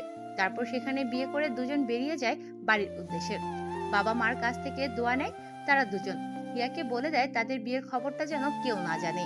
এদিকে মেয়র পরিকল্পনা করেছে কিভাবে তাকে মারবে। মেয়র মনে মনে বলে ওঠে, ঈশান, আগে তোমায় নয় বরং তোমার মেরুদণ্ডকে ভেঙে দেব। তোমার প্রিয় হিয়াকে পৃথিবী থেকে সরিয়ে দিতে পারলেই তুমি এমনিতেই মৃত। তারপর তোমাকে মারবো তোমার আপনজনদের হাতে। এদিকে বিয়ে করে ঈশান চলে এসেছে। দেখতে দেখতে রাত ঘনিয়ে এসেছে। বাসর ঘরে বসে আছে হিয়া। গুটি গুটি পায়ে এদিকে আসে ঈশান। তারপর রুমের মধ্যে প্রবেশ করে। হিয়া উঠে সালাম করে। তারপর দুজনে নফল নামাজ পড়ে আবার খাটের উপর এসে বসে পড়ে। তারপর হিয়া বলে ওঠে, জানো, আমি এই দিনটার জন্য কত অপেক্ষা করেছি। সারা জীবন তোমার হাতটা ধরার সুযোগ পেয়েছি। তোমায় কথা দিচ্ছি, চলার পথে জীবনে তোমায় কখনোই কষ্ট পেতে দেব না। তোমার কষ্টটাকে আমি ভাগ করে নেব, আর আমার সবটুকু সুখ তোমাকে উজাড় করে দিব। আমিও তোমাকে অনেক ভালোবাসি হিয়া। শুধুমাত্র তোমাকে পাওয়ার জন্য আমি আমার সব পাগলামি ছেড়ে দিয়েছি। সারা জীবন তোমায় ভালোবেসে যাব। আমার মধ্যে যতটা ভালোবাসা আছে সবটা উজাড় করে দেব। এরপর ঈশান হিয়াকে খাটে শুইয়ে দেয়। তারপর একে একে শরীর থেকে গহনা ও কাপড় খুলে নেয়। তারপর ধীরে ধীরে হারিয়ে যেতে থাকে ভালোবাসার সাগরে। ঈশানের সারা শরীরে চুমু খেতে থাকে, সাথে স্লাইড। হিয়াও তাতে তাল মেলাচ্ছে। ধীরে ধীরে ঈশান নিচে নামতে থাকে, হারিয়ে যেতে থাকে অন্ধকার গহীনে। আধারে নতুন করে বাঁচার স্বপ্ন দেখে অন্য এক দুনিয়ায় ও পৃথিবীতে, যেখানে ভালোবাসা আরেক নাম হচ্ছে পাওয়া। অন্যদিকে মেয়র পরিকল্পনা করে নিয়েছে। মেয়র ফোন করে সবুজকে এবং সবাইকে নিয়ে দ্রুত মেয়রের অফিসে চলে আসতে বলে। কিছুক্ষণের মধ্যে সবুজ, আলামিন, সৈকত, সাজিদ চলে আসে মেয়রের কেবিনে। মেয়র আগে থেকে সবকিছু রেডি রেখেছে। খাওয়া দাওয়া সব ব্যবস্থা রেডি করা আছে। মেয়র বলে ওঠে, দেখো, আমি জানি তোমাদেরও ইচ্ছে করে বড় কিছু হওয়ার, তাই তোমাদের একটা সুযোগ দিতে আমি চলেছি। যদি তোমরা কাজে লাগতে পারো তাহলে তোমরা এই শহরের রাজা হয়ে যাবে। কথা শুনে ভাবতে থাকে তারা চারজন। তাদেরকে এভাবে ভাবতে দেখে মেয়র আবার বলে ওঠে, দেখো, তোমাদের 10 কোটি টাকা করে দেব। তোমাদের অ্যাকাউন্টে, চারজনের অ্যাকাউন্টে 10 কোটি টাকা দেব। সবুজ, তুমি হবে কলেজের নতুন ভিপি। আলামিন, তুমি কলেজের সভাপতি। সৈকত, তুমি হবে কলেজের সেক্রেটারি। সাজেদ, তুমি হবে কলেজের সাধারণ সম্পাদক। আর ঈশানের কাছের লোক হৃদয়কে তোমাদের সব দেখাশোনার দায়িত্ব দিবে। পুরো শহরে সে রাজত্ব করবে। তোমাদের ইন্টাকশনে সে কাজ করবে। বিনিময়ে তোমরা শুধু ঈশানকে মেরে ফেলবে, এই পৃথিবী থেকে দূরে সরিয়ে দেবে ঈশান নামের আতঙ্কবাদীটাকে। আর পুরো শহর আমার কথাতে চলবে। শহরে আমি ড্রাগসের স্মাগলিং করতে চলেছি বড় ধরনের, আর এরই বাধা হয়ে দাঁড়িয়েছে ঈশান। ঈশানকে সরিয়ে দিতে হবে তোমাদেরকে। ভেবে দেখো, 10 কোটি করে টাকা, তারপর শহরের রাজত্ব। একথা শুনে সবাই একে অপরের দিকে তাকাতে থাকে। বেশি কিছু সময় নীরবতা থেকে কেটে যায় কিছু সময়। পরে সবুজ বলে ওঠে, ওকে স্যার, আপনি তো ঠিকই বলছেন। সারা জীবন চামচাগিরি করার থেকে জীবনে বড় কিছু হওয়াটা বেটার। আমরা আপনার কাছে রাজি। কি করতে হবে বলে দেবেন, আর সময় মতো টাকা পাঠিয়ে দেবেন। ওকে, ঠিক আছে, তোমাদের অ্যাকাউন্টে তোমরা চেক করে নাও। টাকা পৌঁছে গেছে। সময় মতো আমি তোমাদের জানিয়ে দেব কখন কি করতে হবে। এখন তাহলে তোমরা আসো। এরপর সবুজ, আলামিন, সৈকত, সাজিদ সেখান থেকে চলে যায়। এদিকে মেয়র উচ্চস্বরে হাসতে থাকে আর বলে ওঠে, ঈশান, থাকো, মৃত্যুর জন্য তৈরি। তোর ভয়ঙ্কর মৃত্যু আসে তোর কাছে। তোকে বলেছিলাম না, তোর কাছে লোকই তোকে মারবে, আর সেটাই হতে চলেছে তোর সাথে। দেখতে দেখতে রাত পেরিয়ে যায়। পরের দিন সকালে এভাবে 2 দিন আনন্দের মধ্যেই কেটে যায়। এই 2 দিন ভার্সিটিতে কেউ যায়নি, কেউ কারোর সাথে দেখা করেনি। মেয়র পরিকল্পনা করে নিয়েছে কিভাবে ঈশানকে মারবে। তারা মার্কেটে যাবে, তাই সন্ধ্যায় হিয়া আর ঈশান বেরিয়েছে মার্কেটে। খবর পেয়ে গেছে মেয়র। মেয়র জানতে পেরে গেছে বিয়ে করে নিয়েছে, তাদের বাসরও হয়ে গেছে। তাই তাদের চারজনকে কোলে পোশাক, কালো মাস্ক, কালো মুখোশ পরিয়ে পাঠিয়ে দেয় তাদের মারার উদ্দেশ্যে। এদিকে হিয়া আর ঈশান শপিং করতে করতে রাত 10টা বেজে 11টা বেজে যায়। তারপর তারা রেস্টুরেন্টে কিছু খেয়ে রাস্তায় কোনো কিছু না পেয়ে পায়ে হেঁটে রওনা দেয়। পুরো মার্কেট ফাঁকা, 12টা বেজে গেছে। হঠাৎ তাদের সামনে চারজন মুখোশধারী লোক এসে চারদিক দিয়ে ঘিরে ধরে। তারপর ছুরি দিয়ে যখন আঘাত করতে যাবে হিয়াকে, তখন ঈশান তাদের সাথে মারপিট করতে শুরু করে। প্রায় বেশ কিছুক্ষণ তাদের সাথে মারপিট হয়ে যায়। একটা সময় কালো মুখোশধারী লোকগুলোর মধ্যে থেকে একজন গুলি করে ঈশানের পায়ে। ঈশান পড়ে যায়। হিয়া যখনই দৌড়ে যাবে ঈশানের কাছে, তখনই পেছন থেকে কেউ একজন হিয়ার পেটে ছুরি দিয়ে আঘাত করে। ছুরি পেটে বের করে এফোর ওফোর হয়ে যায়। আর বেশ কয়েকবার পেটের মধ্যে আঘাত করে হিয়ার। এটা দেখে ঈশান যখনই হিয়াকে বাঁচাতে আসবে, তখনই আবার কেউ পেছন থেকে হিয়ার পেটে পরপর কয়েকবার ছুরি দিয়ে আঘাত করে। গড় গড় করে রক্ত বের হচ্ছে পেট থেকে। দুটো নিথর দেহ সেখানেই ফেলে রাখে। খুব কষ্টে গা ঘেঁষে ঈশান ও হিয়া একে অপরকে জড়িয়ে ধরে, রক্ত পুরো রাস্তাটা লাল হয়ে গেছে। বাজারের মধ্যে নাইট গার্ডগুলো এগিয়ে আসে। তাদের মধ্যে থেকে একজন সেই নাইট গার্ডটি পুলিশকে ফোন করতে গেলে কালো পোশাকধারী লোকগুলোর মধ্যে থেকে একজন একটা টাকার বান্ডিল দিয়ে দেয় সেই সিকিউরিটি গার্ডটিকে। টাকার লোভে সেই সিকিউরিটি গার্ডটি সেখান থেকে চলে যায়। এরপর কালো মুখোশধারী লোকগুলো তাদের মুখ থেকে কাপড় সরিয়ে নেয়। তাদেরকে দেখে যেন ঈশান কথা বলার ভারসাম্য হারিয়ে ফেলে। এরা যে তার পরিচিত কালো পোশাকধারী ব্যক্তিদের মধ্যে থেকে সবুজ বলে ওঠে, হ্যাঁ, এই চারজনের হচ্ছে সবুজ, সৈকত, আলামিন, সাজিদ। সবুজ বলে ওঠে, ভাই পারলে মাফ করে দিস, তোর কাছ থেকে শিখেছি অনেক কিছু। জীবনে বড় কিছু করতে হলে ছোটখাটো কিছু সম্পর্ক ত্যাগ করতে হয়। জি বড় ভাই, পারলে মাফ করে দিও। তোমার কাছ থেকে আমরাও শিখেছি কিছু পেতে হলে কিছু ত্যাগ করতে হয়। এই বলে তারা চারজন হাসতে থাকে। তাদের চারজনকে দেখে কথা বলার শক্তি হারিয়ে ফেলেছে। তারপরও আধো আধো কণ্ঠে বলে ওঠে রক্তাক্ত শরীর নিয়ে, তোরা এটা আমার সাথে করতে পারলি? কি দেইনি তোদের? রাস্তা থেকে কুড়িয়ে এনেছিলাম তোমাদের, আর আজকে তোরাই আমার পেটে ছুরি মারলি। কি করব বলো ভাই, বড় হতে গেলে তো ছোটখাটো কিছু কাজ করতেই হবে, তবে তো বড় হতে পারবো। বড় ভাই মাফ করে দিও, তোমার শেষবারের মতো পায়ের ধুলো নিলাম। তোদের হাতে এখনো সময় আছে, হয় আমাকে এখনই মেরে ফেল, আর না হলে আমি বেঁচে গেলে তোদের কাউকে ছাড়বো না। তোরা জানিস আমি আমার শত্রুকে বিশ্বাস করি, কিন্তু বিশ্বাসঘাতকতাদের না। সৈকত যখনই ঈশানকে আবার গুলি করতে যাবে, তখন ঈশান সৈকতের বুকে মারে এক লাথি। সৈকতের কাছ থেকে বন্দুক নিয়ে যখনই গুলি করতে যাবে, তখনই হঠাৎ করে বাইক থেকে কে একজন এসে পরপর 2টা বুলেট ঢুকিয়ে দেয় ঈশানের হাতের কবজিতে, গিয়ে লাগে। ঈশান আবারও রাস্তার মধ্যে পড়ে যায়। এদিকে সেন্সলেস হয়ে পড়ে আছে হিয়া। হঠাৎ করে যে আগন্তুকটি অ্যান্টি নিয়েছে বাইকে করে, এটা দেখে এক দৃষ্টিতে তাকিয়ে আছে ঈশান। বাইকওয়ালাটা মাথা থেকে হেলমেট খুলে উল্টো করে সামনে তাকায়। ঈশান তাকে দেখে যেন নিজেই নিজেকে গুলি করার অবস্থার মতো হয়েছে, কেননা সে যে আর কেউ নয়, যাকে ভাইয়ের জায়গায় বসিয়েছিল সেই হৃদয়। হৃদয়কে দেখে কলিজায় আঘাত পেয়েছে ঈশান। ঈশান বলে ওঠে, ছোট, তুই এটা আমার সাথে কি করে থাকতে পারলি? তোকে আমি আমার ভাই বানিয়েছিলাম, ভাই হয়ে ভাইয়ের বুকে ছুরি চালালি। তোদের সময় আছে, আমাকে মেরে ফেল, নয়তো কাউকে জীবিত ছাড়বো না বলে দিলাম। হিয়া ভয় পাই বলে আমি বন্দুকটা নিয়ে আসিনি আমার সাথে, নয়তো তোদের এখানে খবর করে দিতাম। কথাটা শেষ করার আগে কালো গাড়িতে কেউ একজন তাদের সামনে এসে হাজির হয়। সবাই পেছনে ঘুরে তাকায়। মেয়র বলে ওঠে, মেরে ফেলেছিস তো? ওই শালা খুবই তিরিং বিরিং করতেছিল, বলেছিলাম আমার সাথে কাজ করতে, আমাকে না করে নিজের জীবনটা হারিয়ে ফেললো সে। মেয়র এসেছে বলে সবাই সেদিকে তাকিয়েছিল। মেয়র তারপর ঈশানকে গুলি করতে আসলে পেছন ঘুরে সবাই দেখে অবাক, কেননা পুরো রাস্তাটা শুধু রক্ত আর রক্ত। রাস্তার মধ্যে কাউকেই দেখা যায় না, পুরো রাস্তাটা ফাঁকা। হঠাৎ এমন কিছু হওয়াতে চমকে যায় সবাই। চারদিক দিয়ে খুঁজতে থাকে হিয়া আর ঈশানকে। খুঁজতে খুঁজতে প্রায় বেশ কিছু সময় চলে যায়, কিন্তু তাদেরকে খুঁজে পায় না। অবশেষে অনেক ভয় নিয়ে তারা সেখান থেকে চলে যায়। তারা ভেবে নিয়েছিল ঈশান আর হিয়া হয়তো মরে গেছে, কিন্তু 2 বছর পর আবার ফিরে এসেছে তারা। ঈশান খুব কষ্ট করে তার নিজের তৈরি একটা হসপিটালে হিয়াকে ভর্তি করে দেয় এবং নিজেও ভর্তি হয় সেখানে। তারপর ডাক্তাররা দ্রুত তাদের চিকিৎসা করে। এখনো সুস্থ হয়নি হিয়া। হিয়া কোমায় আছে, আর ঈশান ঠিক তার 2 মাস পরে জ্ঞান ফিরে। 2 বছর পর ফিরে এসেছে এই ঈশান। এই শহরে এই ছিল অতীত। শহরটা বেশ শান্ত। 2 দিন ধরে আর কোনো খুন হয়নি। এদিকে সৈকত, সাজিদ, সবুজ ভয়ে বের হয় না। সবুজ মেয়রের সাথে যোগাযোগ করেছে। মেয়র দেশের বাইরে ছিল, খুব শীঘ্রই দেশের ভিতরে আসবে বলেছে। সৈকতের অবস্থা শেষ, ঘরের বাইরে বের হয় না। Room to bathroom, bathroom to room, এটারই অবস্থা।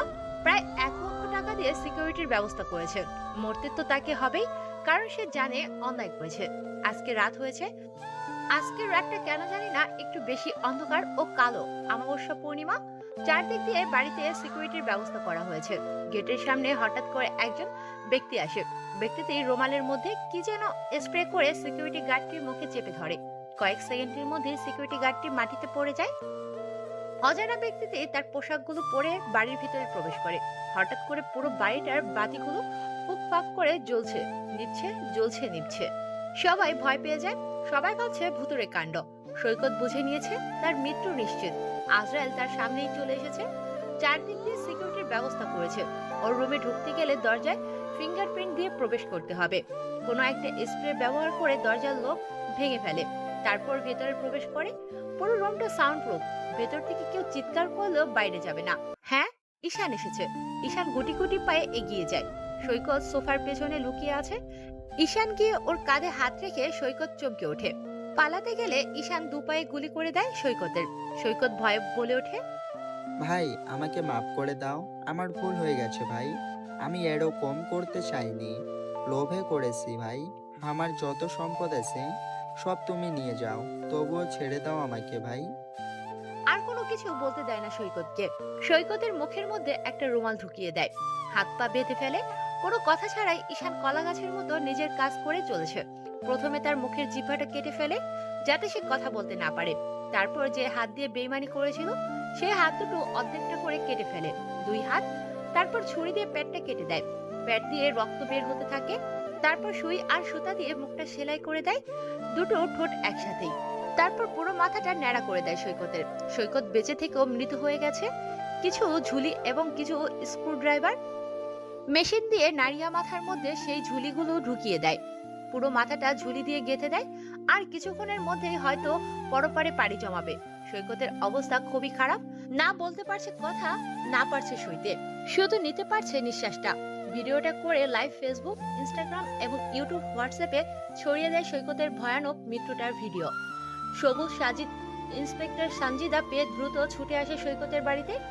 ওদিকে এরকম মৃত্যু এবং ভয়াবহ দৃশ্য দেখে মেয়র প্যান্টে মলমূত্র করে ফেলেছে। দেশের উদ্দেশ্যে রওনা দিয়েছে মেয়র। তারপর নাকের মধ্যে তুলা ঢুকিয়ে দেয়, যাতে সে শেষ নিঃশ্বাসটাও না নিতে পারে।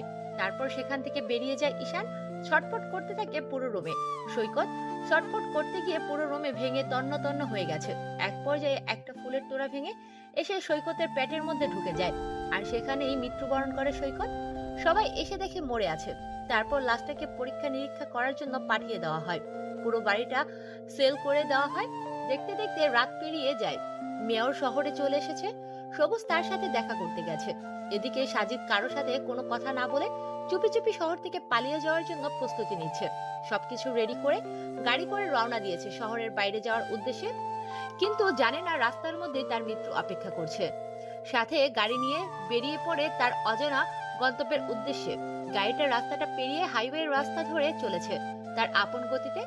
খানিকটা কিছু পথ অতিক্রম করে হঠাৎ করে গাড়ির উপরে একটা গাছ ভেঙে পড়ে। গাড়িটা মুহূর্তের মধ্যে 2 খণ্ড হয়ে যায়। গাড়ি থেকে ছিটকে গিয়ে পড়ে সাজিদ। সাজিদের সাথে সাথে বুঝে নিয়েছে এটা আর কেউ না, বরং তার মানুষ রূপে আজরাইল এসে গেছে তার সুঘ্রাণ পেয়ে।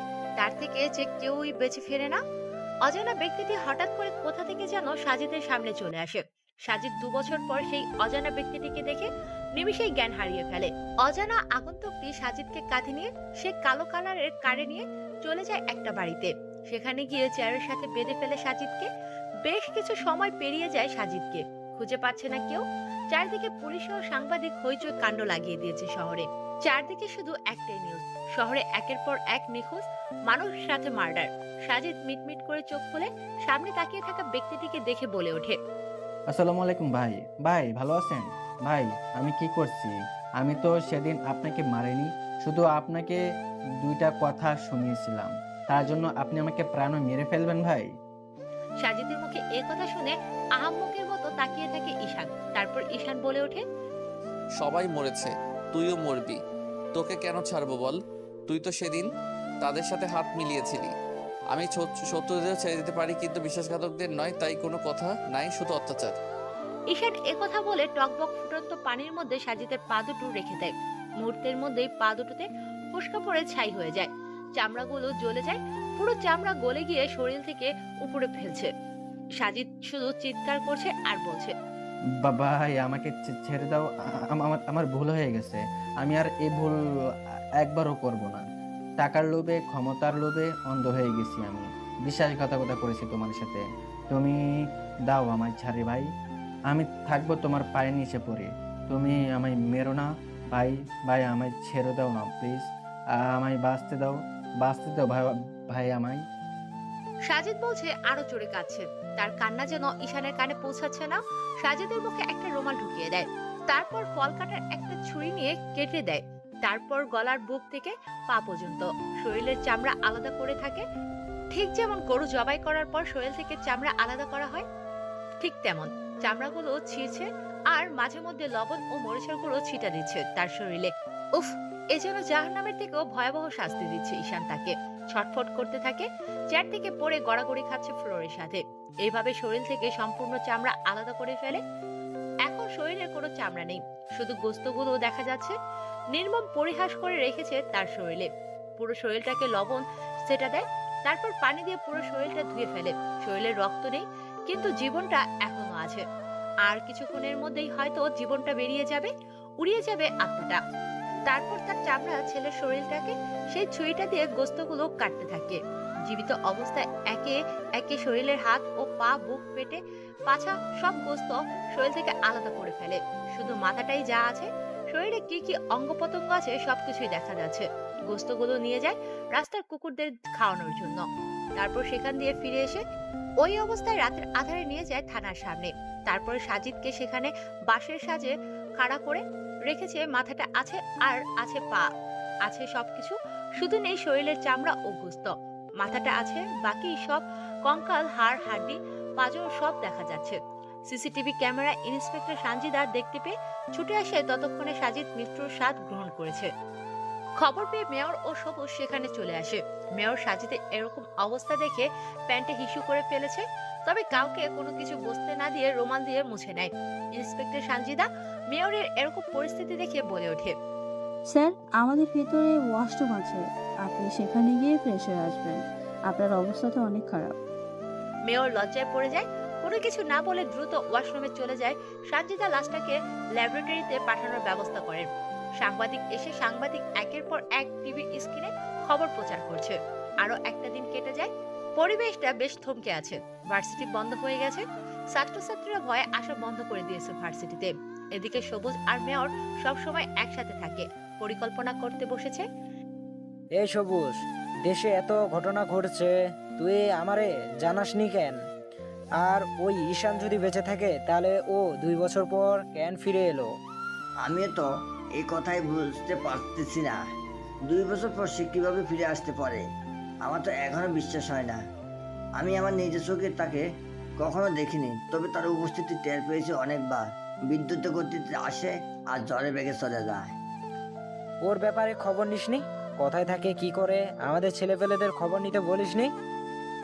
ভাই, হৃদয়কে যেদিন প্রথম মারা হয় সেদিন আমি খোঁজ খবর লাগিয়ে দিয়েছিলাম, কিন্তু তার সন্ধান কেউ দিতে পারেনি। এসব বিষয়ে কথা বলছে সবুজ আর মেয়র। তাদের পুরো টিমটাকে ধ্বংস করে ফেলেছে, এখন শুধুমাত্র তাদের পালা। তারা হাজার হাজার সিকিউরিটির ব্যবস্থা করেছে, সাথে আইনের ব্যবস্থার সাহায্য নিয়েছে, কিন্তু মৃত্যু তো তাদের অতি কাছে দেখতে দেখতে আরো 2 দিন কেটে যায়। এই 2 দিনের পরিবেশটা বেশ শান্ত আছে। শহরে আবারও লেগেছে কোলাহল। আজ ধরে 3 দিন হলো শহরটা বেশ শান্ত। দিন পেরিয়ে রাত হয়েছে। মেয়র আর সবুজ মিলে নতুন ড্রাগস স্মাগলিং এর পরিকল্পনা করছে। কোন শহরে ট্রান্সফার করবে এই বিষয়ে, সাথে দেশ থেকে পালিয়ে যাওয়ার জন্য ভিসা ও পাসপোর্ট সবকিছু রেডি করেছে। টাকা করে ব্যাগ ভর্তি টাকা করেছে। আজকে রাতে শহর থেকে তারা পালিয়ে যাবে। এই খবরটা পৌঁছে গেছে কোনোভাবে খুনির কাছে। খুনি বাড়ির আশেপাশে ঘোরাঘুরি করছে। এদিকে টাকা গুনতে থাকে মেয়র আর সবুজ মিলে। টাকার নেশায় মগ্ন হয়ে আছে। এদিকে তাদের জীবন বিপন্নে মুখে, সেদিকে কোনো খেয়ালই নেই তাদের। অজানা ব্যক্তিটি দরজা ভেদ করে, সিঁড়ি ভেদ করে দোতলার করিডোর দিয়ে রুমের ভেতরে প্রবেশ করে। হঠাৎ করে রুমের বাতি নিভে যায়। মুহূর্তের মধ্যে মেয়র ও সবুজের হুঁশ ফিরে আসে। তারা মোবাইলের ফ্ল্যাশ চালু করেই দেখতে পায় তাদের সামনে মানুষরূপী হিংস্র হায়না ঈশানরূপী অ্যানকে বসে আছে। এটা দেখে মেয়র আঁতকে ওঠে, হাত থেকে ফোনটা পড়ে যায়, সাথে সাথে বন্ধ হয়ে যায়, পুরো রুম অন্ধকার হয়ে যায়। আর সবুজ তো সেখানেই শেষ, কথা বলার ভারসাম্য হারিয়ে ফেলেছে দুজনে। 2 বছর পর এরকম একজনকে দেখবে আশা করেনি। তারা দুজন মিলে মৃত্যুটা যে তাদের ভয়ানক হতে চলেছে তারা টের পেয়েছে। পালাতে গেলে ঈশান দুপায়ে দুটো করে 4টে গুলি করে সোফার মধ্যে ধপ করে বসে পড়ে তারা দুজন। তারপর মেয়রের প্যান্ট থেকে বেল্টটা খুলে একের পর এক মারতে থাকে। চাবুক তাদের শরীরে চাবুকের বাড়ি দিয়ে পিঠ ফাটিয়ে ফেলেছে, যেখানে সেখানে রক্ত বের হচ্ছে। তারপর বেশ কিছু ড্রাগস ও মদ রাখা হয় তাদের সামনে। ঈশান বলে ওঠে, এই ঈশানকে মারবে বাংলার মাটিতে এরকম কোনো বেটা এখনো জন্মায়নি। আমি মরিনি, বেঁচে আছি তোদের বিনাশ করব বলে। আল্লাহ আমায় এখনো বাঁচিয়ে রেখেছে। তোর সামনে যেগুলো দেখেছি সবগুলো খেতে হবে তোদেরকে। এই বলে ড্রাগসের প্যাকেটগুলো চিরে একের পর এক খাওয়াতে থাকে সবুজ আর মেয়রকে। তারপর অ্যালকোহল মদ খাওয়াতে থাকে। তারপর মেয়রকে একটা টেবিলের উপর শুয়ে দিয়ে বেঁধে ফেলে যাতে নড়াচড়া করতে না পারে। তারপর বন্দুক থেকে বেশ কয়েকটা বুলেট বের করে খাইয়ে দেয় মেয়রকে। মেয়রের কোনো কথা বলতে পারে না, পেটের ভেতর সবগুলো বুলেট চলে যায়। তারপর একটা কোপা মুখের মধ্যে ভরে দেয়। তারপর পেট্রোল কয়েক বোতল ঢেলে দেয়। এত পেট্রোল আর পানির পরিমাণ খেয়েছে যা বলার বাহিরে। গরুর মতো ফুলে আছে মেয়রের পেট। তারপর একটা ধারালো ছুরি দিয়ে এসে একের পর এক আঘাত করতে থাকে পেটের মধ্যে। শরীরটাকে খন্ড খন্ড করে ফেলে। মুহূর্তের মধ্যে শরীরটা কোনো অস্তিত্ব নেই, এত পরিমাণ ছুরির আঘাত করা হয়েছে। তার শরীর মেয়র সেখানেই মৃত্যুর স্বাদ গ্রহণ করে। তারপর সবুজকে একটা প্লেয়ারের সাথে বেঁধে ফেলে। হাতে তো পায়ের আঙ্গুলগুলো প্লাস দিয়ে ও ছুরি দিয়ে কেটে ফেলে। তারপর তার পুরুষাঙ্গের মধ্যে কয়েকটা লাথি মারে। এতগুলো লাথি খেয়ে যেন জীবনটা তার বেরিয়ে যাওয়ার মতো উপক্রম। তারপর ঈশান একটা গাছ কাটার মেশিন নিয়ে এসে সবুজের ডান কাঁধের উপরে রাখে। তারপর মেশিনটা জুড়ে দিয়ে ডান কাঁধ থেকে শুরু করে পা পর্যন্ত অর্ধেক অংশ কেটে ফেলে। শরীর থেকে আলাদা করে ফেলে তার হাত। তারপর বাঁ কাঁধের উপর রেখে পা পর্যন্ত শরীরটাকে আলাদা করে ফেলে। তারপর সে গাছ কাটার মেশিনটা দিয়ে শরীরটাকে 4 ভাগ করে ফেলে। অবশেষে দীর্ঘশ্বাস ছেড়ে একটা গগন কাঁপানো হাসি দেয় ঈশানরূপী অ্যানকে। তার এই হাসিতে যেন পুরো বিল্ডিংটা কাঁপছে। পেছন থেকে হঠাৎ কেউ একজন বলে ওঠে, you are under arrest mister রহস্যময় মাফিয়া খুনি ওরফে ছদ্মবেশী এনকে ভাই। ঈশান পেছনে ঘুরে দেখতে পায় ইন্সপেক্টর সানজিদা। বেশ কিছু সময় নীরবতায় কেটে যায়। তারপর হঠাৎ করে দুজন উচ্চস্বরে হেসে ওঠে। সানজিদা বলে ওঠে, কি দুল ভাই, কেমন গেমটা খেললাম। এখন তো আর প্রতিশোধ নেওয়ার মতো কেউ নেই। শুধু শহরের মধ্যে নয়, পুরো দেশের মধ্যে আতঙ্ক ছড়িয়ে গেছে। ওরে শালিকা, তুমি সেই গেমটা খেলেছো? চলো ফিরে যাব, তোমার বোনটা আমার জন্য অপেক্ষা করছে। চলো মাই ডিয়ার দুলা ভাই। ও আপনারা বুঝতে পারলেন না কি হলো? হ্যাঁ, এই সানজিদাই হলো হিয়ার ছোট বোন। আর এই সানজিদাই ঈশানকে সবসময় খবরাখবর দিত, কোথায় কখন কি হচ্ছে। তাই সানজিদা ঈশানকে দুলাভাই বলছে। তারপরে তারা গাড়ি নিয়ে বেরিয়ে পড়ে। পুলিশ খুঁজতে থাকে এর রহস্যময় খুনিকে, কিন্তু কে মেরেছে কাউকে খুঁজে পাবে না। কেননা ঈশান বলে তো কেউই বেঁচে নেই। যে ছিল সে শুধু 2 বছর আগে মারা গেছে। তাহলে নতুন করে কাকে ধরবে, কাকে মারবে? চলে আসে তারা বাড়িতে। হিয়া 3 মাস আগে কোমা থেকে ফিরে এসেছে। তারপর তারা অনেক সেবা যত্ন করে ঈশান তাকে সুস্থ করে তোলার পরে সে শহরে ফিরে যায় প্রতিশোধ নিতে। হিয়া ঈশানকে দেখে দৌড়ে এসে বলে ওঠে, কতদিন হলো গিয়েছো আর আজকে ফেরার নাম হলো তোমার? আজকে বাসায় ঢুকাই বন্ধ। ও আমার লক্ষ্মী সোনা রাগ করে না, এসেছে এবার ফিরিয়া দিব তোমায় আদর সোয়াগ দিয়ে ভরিয়া। এই বলে ঈশান হিয়াকে জড়িয়ে ধরে আর ঠোঁটে চুমু খায়। সানজিদার সামনে এটা দেখে হাসতে হাসতে তার রুমে চলে যায়। ঈশান হিয়াকে কোলে নিয়ে তার রুমে নিয়ে গিয়ে বিছানায় ফেলে দেয়। তারপর হিয়ার পেট থেকে শাড়ির আঁচলটা সরিয়ে নেয়, নাভির উপরে কয়েকটা চুমু খায়। তারপর শরীর থেকে শাড়িটা খুলে ফেলে, নিজের পরনে থাকা টি শার্টটাও খুলে ফেলে। তারপর তার বুকের উপর থেকে পেটিকোটটা খুলে দেয়। সারা শরীরে চোখ মুখে পেটে পিঠে নাভির উপরে চুমু খাওয়ার জন্য স্লাইড করতে থাকে সরাসরি। ভালোবাসায় ভরিয়ে দিতে থাকে তাকে। 2 বছরে যেটা দিতে পারেনি, আজকে সেই ভালোবাসাটা পরিপূর্ণ হয়ে ওঠে দুজনের মধ্যে। হারিয়ে যেতে থাকে ভালোবাসার অন্য এক জগতে। এখন তাদেরকে তাদের মতো করে ছেড়ে দেই, আমরা আমাদের মতো থাকি। নতুন কোনো গল্প নিয়ে আসতে চলেছি। দেখা হবে।